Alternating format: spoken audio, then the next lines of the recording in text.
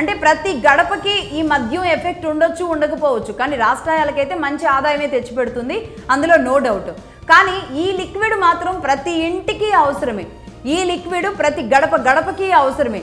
అదే petrol and diesel ఇది ఒక నిత్యావసర వస్తువు అయిపోయింది ఈరోజు. ప్రతి ఇంటికి ప్రతి ఒక్కరికి ఒక వాహనం ఉంది కాబట్టి, ఒకటి వీలైతే ఇంకో కొంతమందికి 5-6 వాహనాలు కూడా ఉంటాయి కాబట్టి పెట్రోల్ అండ్ డీజిల్ అనేది నిత్యావసర వస్తువుగా మారింది. అయితే ఈ విషయంలో బడ్జెట్ వచ్చినప్పుడు కానీ ప్రతి సందర్భంలో కేంద్ర ప్రభుత్వం మీద ఈ నెపాన్ని రాష్ట్రాలు తోస్తూ ఉంటాయి. అంటే పెట్రోల్ రేట్లు పెరగడానికి కారణం కేంద్ర ప్రభుత్వమే అని నిందలు వేస్తూ ఉంటాయి. అనేక రకాల నిందలని ఈ రోజుకి కూడా, అంటే ప్రభుత్వం పార్టీలు ఏ ఉన్నా సరే సెంట్రల్ గవర్నమెంట్లో వాళ్ళు ఈ భారాన్ని ఈ నెపాల్ని మోస్తూనే వచ్చారు. సో అసలు కథ పెట్రోల్ విషయంలో డీజిల్ విషయంలో రాష్ట్రానికి కేంద్రానికి ఉన్న లింక్స్ ఏంటి అనేది ఇప్పటి వరకు ఎవరు చెప్పని కొన్ని విషయాలు చెప్తున్నాను, జాగ్రత్తగా వినండి. రష్యా నుంచి మనం క్రూడ్ ఆయిల్ కొంటాం. ఎంతకి? సుమారుగా లీటర్కి 15 రూపాయలు పడుతుంది. అక్కడ రష్యా దగ్గర నుంచి మొదలు పెడుతున్నాను. క్రూడ్ ఆయిల్ 15 రూపాయలు పడుతుంది. కొనేది ఎవరు? IOCL, Indian oil corporation limited వాళ్ళు కొంటారు. అంటే పబ్లిక్ సెక్టర్ అండర్టేకింగ్ కంపెనీగా ఇండియా తరపున రిటైలర్ అనుకుంటే గనక, అంటే HP కానీ భారత్ పెట్రోలియం లాంటి సంస్థలు అన్నమాట, ఇవి కొంటాయి. కొన్న తర్వాత ఈ సంస్థలు రిఫైనింగ్కి ఇస్తాయి.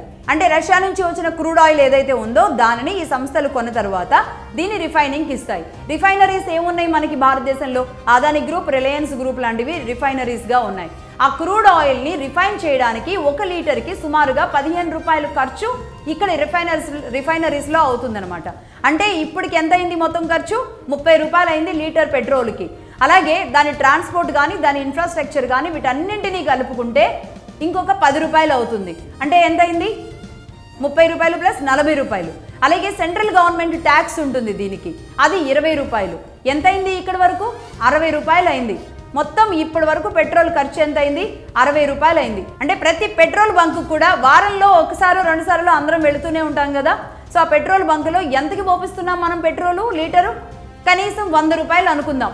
ఈ రాష్ట్రాల్లో కావచ్చు వేరే రాష్ట్రాల్లో కావచ్చు ఒక 100 రూపాయలు అనుకుందాం. అంటే ఇప్పటి వరకు ఆయన ఖర్చు ఎంత అని చెప్పాను నేను? దాదాపుగా 60 రూపాయలు అయింది. ఇది సెంట్రల్ గవర్నమెంట్ది కూడా కలుపుకో, సెంట్రల్ గవర్నమెంట్ 20% ట్యాక్స్ కలుపుకొని 60 రూపాయలు అయింది. అంటే మనం పోయించుకునేది 100 రూపాయలకి. అంటే స్టేట్ గవర్నమెంట్కి ఎంత వెళ్తుంది? ఇక్కడ 40 రూపాయలు ఖర్చు అవుతుందన్నమాట. స్టేట్ ట్యాక్స్ అంత పడుతుంది.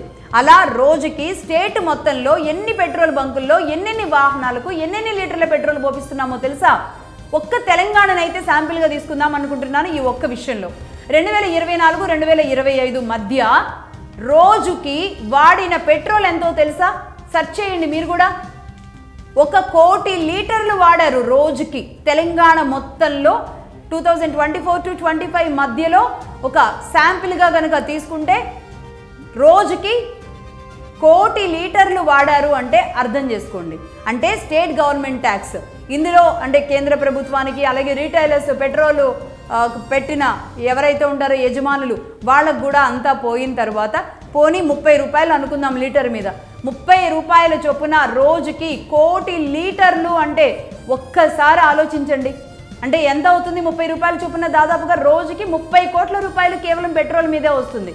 అంటే నిజంగా ఇది బండి తాగుతుందా ఈ పెట్రోలు? రాష్ట్రాలు తాగుతున్నాయా ఈ పెట్రోలు? మరి కేంద్రం తాగుతుందా ఈ పెట్రోలు? దీని మీద వచ్చే ఆదాయాలు ఇది ఎవరికి అర్థం కాదు. ఇప్పుడు అసలు నిజాలు తెలియాలి.